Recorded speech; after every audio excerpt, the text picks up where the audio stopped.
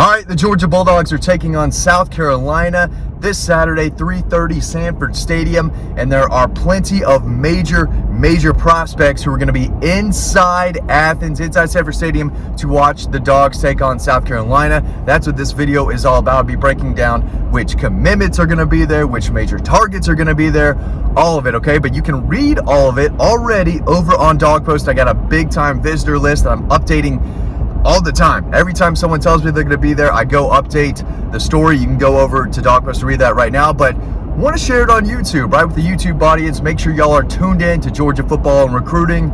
I'm going to talk about the major targets because there are several, but first I'm going to talk about the commitments that are going to be in town, because most of the 2024 commitments will be there inside Sanford Stadium for this game. So let's start it off. Of course, five-star quarterback Dylan Raiola will be there. He's been at every game so far. There's only been two, but he was at UT Martin. He was at Ball State. He'll be there for South Carolina. Justin Williams, five-star linebacker, the #1 linebacker in the country, committed to Georgia from Texas. He will be there in Sanford Stadium for this game. His teammate, Joseph Jonah Ajanye, a four-star versatile defensive lineman, top 100 player in the country. He's going to be back in Athens with his teammate, Justin Williams. So big deal there. Four-star Daniel Calhoun out of Walton High School will be there. Nate Frazier, I think he's the #1 running back in the entire country out of Mater Dei High School. He's going to be in town with his teammate, five-star defensive lineman Aiden Breland, who I'm going to talk about in just a second. That is a big visit. But Nate Frazier, I believe this is going to be his official visit, as the sun is in my eyes. Let's take care of that. Dwight Phillips Jr., a running back that I'm going to see on Friday night play against Denmark. He's going to be in town. Malachi Tolliver, three-star offensive lineman from Cartersville. He's going to be in town.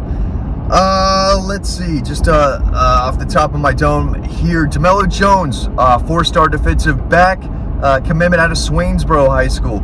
He's going to be in town. Let's go, tight end Jaden Riddell is not going to be there, the four-star from Missouri, but Colton Heinrich from Cardinal Gibbons High School in Florida, he's going to be there. I do not know if Chauncey Bowens, the four-star running back, will be there, but four-star wide receiver Nye Carr, who is just killing it right now at Colquitt County, one of the most productive wide receivers across the country, he's going to be in town. Sokovia White, three-star wide receiver from Cass High School, he's going to be in town.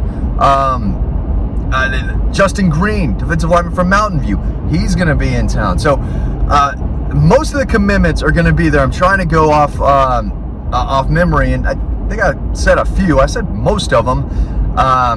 Some of the offensive linemen, or most of them, are out of state. Not sure a lot of them are going to show up to this one, but or be able to, but they will be back. Ellis Robinson, five-star cornerback from IMG Academy, he is not going to be there, but he said he's going to be there for Kentucky and Missouri. So as far as commitments go, most of them will be in town, including some 2025s. But as far as major targets go, Aiden Breland is the big one. Georgia wants to take at least one more, I think possibly two more defensive linemen in this class. He announced his top 3 yesterday. You're watching this video on Thursday. On Wednesday, he said Georgia, Miami, Oregon are his top 3. Now, I source very close to his recruitment and the situation out there in California told me at the beginning of the high school season, probably mid-August, that Oregon was the team to beat, but watch out for Georgia. They said they got to get him back on campus, though. That's the big deal. Get him back on campus for a big game, and this is one of the biggest games of the year, even though it's South Carolina. Georgia's taken control of South Carolina, just wiped the floor with them, dominated them the past 3 games. It's still a big game, though. This is one of the best home games Georgia's going to have. This is probably going to be the biggest visitor list that we have all season. They have all season. I'm not on the team. I don't coach the team. But Aiden Breland is just a big-time disruptive defensive lineman from Mater Dei High School, the #1 program in the country. I think he's got a decision coming soon. So probably in the next several weeks, I think he's going to be committed. Can Georgia take over Oregon for the #1 team in his recruitment? I think they're still in the mix, obviously, in that top 3, but I think I've been hearing this is a Georgia-Oregon battle at the top. Some think that Georgia leads. Some people that I've trusted and have helped me with prospects over the last few years, they think Georgia leads Most say it's Oregon, but this is a big deal. LJ McCray is another defensive lineman. He's from Florida to know. Michael Borio out of Creekside High School in Atlanta. He's going to be in town too. A recent Florida decommitment. Dude's like 360 at his lightest. So that's an interesting one. He's going to take his time with the process. Is he going to be a take around signing day? That's the big question. But right now, most believe that Georgia's the team to beat for him. He's going to be in town this weekend, as is KJ Bolden. It is a big deal. He's a five-star, one of the best players in the country from Buford High School, right down the street, about 45 minutes away from Athens. I don't think he's going to flip from Florida State, but I told y'all when he committed to Florida State that there's a good chance he will end up in Athens for a game day at least once, maybe twice. He's going to be there probably hanging out with Dylan Raiola, but I expect the Georgia staff to still show him a lot of love, say, hey, you know, you can jump on board whenever you want. I think it's going to be tough to pull him from Florida State, but if they want a chance to do it, they've got to get him on campus again and again just to stay in his ear. And for a game day like this, they're going to have the lights, the crowd's going to be crazy. It's going to be nighttime or evening time when the fourth quarter rolls around. If there's any game day experience that could maybe change KJ Bolden's mind, even though a lot of this, most of his recruitment, I've been told, came down to NIL, and Florida State offered the most. That's just what it is, and that was the favorite school growing up. But I think if Georgia were to match an NIL offer that Florida State provided, I think they could have landed him, but that didn't happen. Anyway, I don't want to go down that NIL kind of rabbit hole conversation, but it's going to be tough, I think, for Florida State to lose KJ Bolden's commitment, but he is going to be in town.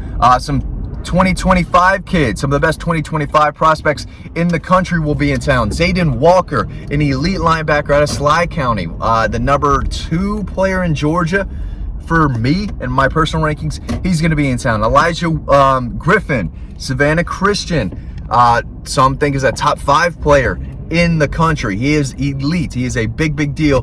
He's going to be in town. I've said for a while that's probably going to be a Georgia-South Carolina battle. He was at Georgia for week 1, South Carolina week 2. So, of course, he's going to be in Athens this week to watch Georgia take on South Carolina.